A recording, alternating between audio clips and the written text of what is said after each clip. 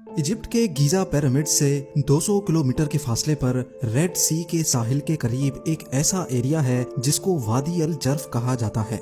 देखा जाए तो यहाँ दूर दूर तक सिर्फ बंजर लाइमस्टोन के पहाड़ और टीले मौजूद हैं, लेकिन यहाँ एक ऐसा सीक्रेट स्पॉट भी है जिसमें कुछ ऐसे राज छुपे हैं जिनको आज से 4500 साल पहले दफन किया गया था।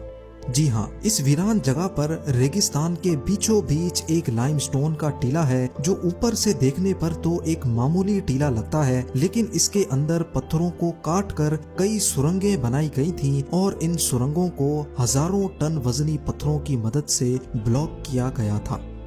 45 सदियों पहले एंशिएंट इजिप्शियंस ने यहाँ कुछ तो ऐसा जरूर छुपाया था जो वो दुनिया के सामने नहीं लाना चाहते थे, लेकिन जब पहली बार इन सुरंगों के सामने से पत्थर हटाए गए तो अंदर के मनाजिर ने पूरी दुनिया को हिला कर रख दिया। ज़ेम टीवी की वीडियोस में एक बार फिर से खुशामदीद। नाजरीन, इजिप्ट के आलीशान पिरामिड्स और यहाँ की जमीन का चप्पा चप्पा दिलकश मिस्ट्री से भरा हुआ है। वैसे तो पूरे इजिप्ट में अभी तक 118 पिरामिड्स ढूंढे जा चुके हैं, लेकिन खदशा है कि कई पिरामिड्स इजिप्ट और अफ्रीकन रेगिस्तान में रेत के टीलों के नीचे अभी तक छुपे हुए हैं। फिल वक्त जो पिरामिड्स दुनिया के सामने मौजूद हैं, उनमें से सबसे बड़ा इजिप्ट के शहर कायरो में मौजूद है, जिसको पिरामिड ऑफ कुफू कहा जाता है। 480 फीट ऊंचा ये पिरामिड इजिप्शियन किंग कुफू ने बनवाया था, जबकि इसके बराबर में ही 450 फीट ऊंचा ये पिरामिड किंग कुफू के बेटे किंग काफरे ने अपने राज के दौरान बनवाया था। हैरत की बात तो ये है कि हर एक पिरामिड को बनाने में 25 लाख लाइमस्टोन के स्क्वायर और रेक्टेंगल ब्लॉक्स इस्तेमाल हुए थे और हर एक ब्लॉक का वजन 2500 केजी बताया जाता है। ये इतना ही वजन है जितना 2 हैचबैक गाड़ियों का वजन बनता है।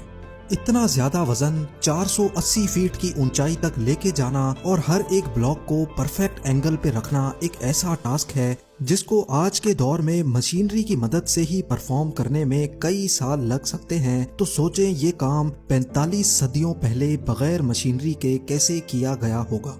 ये एक ऐसी मिस्ट्री है जिसने पिछले कई सौ सालों से दुनिया को हैरानी में मुब्तला कर रखा है। जिस जगह ये पिरामिड्स बने हैं, ये जगह किसी दौर में एंशिएंट इजिप्शियंस का फलता फूलता शहर हुआ करता था, लेकिन फिर अननोन रीजंस की वजह से ये पूरा एरिया कई फीट रेत के अंदर धंस गया। ईयर 1798 में जब French military leader Napoleon Egypt पर कब्जा करने के लिए आया, तब पिरामिड्स और ये स्फिंक्स आधे से भी ज्यादा रेत के अंदर धंसे हुए थे। अगले 100 सालों तक यहाँ से रेत हटाने के लिए एक्सकवेशन का काम चलता रहा और 1980s में पहली बार यहाँ एक मेजर डिस्कवरी हुई। पिरामिड ऑफ काफरे के बराबर से उन वर्कर्स के ढांचे मिले जिन्होंने कुफू के बेटे काफरे का पिरामिड बनाया था। कई स्केलेटन्स का मुआयना करने के बाद मालूम पड़ा कि ये लोग स्लेव्स नहीं थे, क्योंकि इनको अच्छा खाना खिलाया जाता था और इनकी मरहम पट्टी भी की जाती थी। इन वर्कर्स को अपने किंग का पिरामिड बनाने के बदले में एजाज के तौर पे पिरामिड के बराबर में ही दफन किया गया था।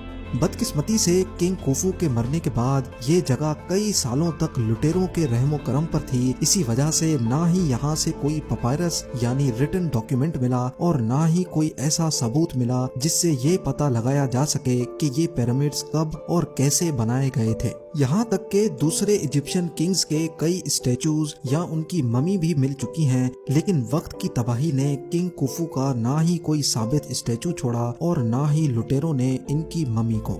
सिर्फ किंग कुफू का एक उंगली की साइज जितना ये स्टैचू मिला था, जिसको कायरो म्यूजियम में रखा गया है। इजिप्शियन किंग कुफू और उनकी लाइफ के बारे में मजीद जानने के लिए जरूरी था कि गीजा से बाहर निकलकर इन्वेस्टिगेशन की जाए। पिरामिड साइट से 200 किलोमीटर के फासले पर रेड सी के साहिल पे आर्कियोलॉजिस्ट को एक पुराना सी पोर्ट मिला, जिस पर शक था कि ये किंग कुफू के दौर में इस्तेमाल किया जाता था। समंदर के पास से मिलने वाला ये टूटा फूटा स्ट्रक्चर इतना बड़ा था कि इसमें आराम से कई सौ लोग रहकर काम कर सकते थे। जब इस एरिया में मजीद सर्चिंग की गई तो यहाँ समंदर के अंदर से बोट एंकर्स भी दरियाफ्त हुए। उस दौर में पत्थरों से बने एंकर्स इस्तेमाल किए जाते थे, जिनमें रस्सियां बांधकर बड़ी बड़ी बोट्स को पार्क किया जाता था। سوراخ شدہ اسٹون اینکرز یہاں بھاری مقدار میں پائے گئے، جس سے یہ بات ثابت ہوتی ہے کہ یہ 4500 سال پہلے اینشینٹ ایجپشنز کا سی پورٹ ہوا کرتا تھا۔ اگر یہ پورٹ تھا تو ظاہر ہے اس میں چلنے والی کشتیاں یا ان کے پرزے یہیں آس پاس ہی کہیں رکھے جاتے ہوں گے، اور ایکسپرٹس کو انہی کشتیوں کی تلاش تھی۔ کئی سالوں کی محنت کے بعد آخر کار ایجپٹولوجسٹ کو پورٹ سے چند کلومیٹر دور لائم سٹون کے ایک ٹیلے کے اندر بڑی مہارت سے کھودے گئے کئی ٹنلز ملے، جن کی انٹرنس کو بڑے بڑے پتھروں کی مدد سے بلاک کیا گیا تھا۔ اس بات کے کافی چانسز تھے کہ یہی وہ جگہ تھی جہاں اینشینٹ ایجپشنز اپنی کشتیاں لٹیروں سے چھپایا کرتے تھے، لیکن آرکیولوجیکل ٹیم کو اس بات کا بالکل بھی علم نہیں تھا کہ یہاں سے ان کو کشتیوں سے بڑھ کر بھی کچھ خاص ایویڈنس ملنے والا ہے۔ جب ان ٹنلز کی انٹرنس کے سامنے سے پتھر ہٹائے گئے تو اندر وہ منظر دیکھنے کو ملا جو پچھلے 4500 سالوں سے کسی نے بھی نہیں دیکھا تھا۔ کافی بڑے اور خشادہ اسٹوروم نما ٹنلز میں سے کوئی ثابت بوٹ تو نہیں ملی، لیکن بوٹس کے کئی پرزے ضرور ملے۔ ان پرزوں کے علاوہ یہاں کئی پتھروں پر کنگ کوفو کا نام بھی لکھا ہوا پایا گیا۔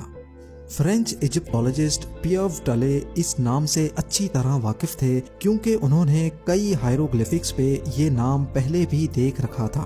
اس پر جو لکھا تھا اس کا مطلب ہے ہمارا خدا کوفو ہماری حفاظت کرے۔ اینشنٹ ایجپشنز اپنے کنگ کو خدا مانتے تھے، اور وہ جہاں بھی کام کرتے تھے وہاں اپنے خدا یعنی کنگ کا نام ضرور لکھتے تھے۔ پتھر پہ لکھا یہ نام اس بات کی نشانی تھی کہ یہ اینشنٹ اسٹور روم کنگ کوفو کے دور میں استعمال ہوتا تھا۔ اس سیکرٹ اسٹور روم پر جب مزید تحقیق کی گئی تو حیرت انگیز طور پہ یہاں سے بہت خستہ حالت میں پپائرس بھی ملا، جو ایک بھاری پتھر کے نیچے دبا ہوا تھا۔ پپائرس ایک موٹے کاغذ کی طرح ہوتا ہے جس کو پپائرس کے پلانٹ سے تیار کیا جاتا تھا۔ اس دور میں ساری کاغذی کارروائی ان پپائرس پہ ہی کی جاتی تھی۔ ایجپٹولوجسٹ اور ان کی ٹیم جو یہاں آئی تو بوٹس تلاش کرنے تھی، لیکن اب ان کو ایک بہت امپورٹنٹ ڈاکیومنٹ مل چکا تھا۔ اور آپ کو یہاں یہ بتانا بھی ضروری ہے کہ پوری دنیا سے ملنے والے پپائرس میں سے یہ سب سے پرانا تھا۔ اس ڈاکیومنٹ میں کیا کچھ لکھا تھا اس کو سمجھنے کے لیے ضروری ہے کہ پہلے اس کو ری اسٹور کروایا جائے۔ پورے 6 سالوں کی محنت کے بعد جب اس کو ری اسٹور کروایا گیا تو کنگ کوفو کے دور کی کچھ جھلکیاں نظر آنے لگی۔ اس پپائرس کو لکھنے والا میرر نامی ایک سپروائزر تھا جو کنگ کوفو کے لیے کام کرتا تھا۔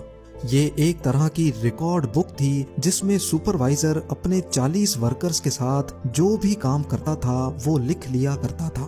اینشینٹ ایجپشنز اپنی لینگویج میں گرافکس کا استعمال کرتے تھے، اسی وجہ سے ان گرافکس کو دیکھ کر سمجھنا اور پھر اس کی لاجک بنانا ایجپٹولوجسٹ کے لیے کافی مشکل کام ہوتا ہے۔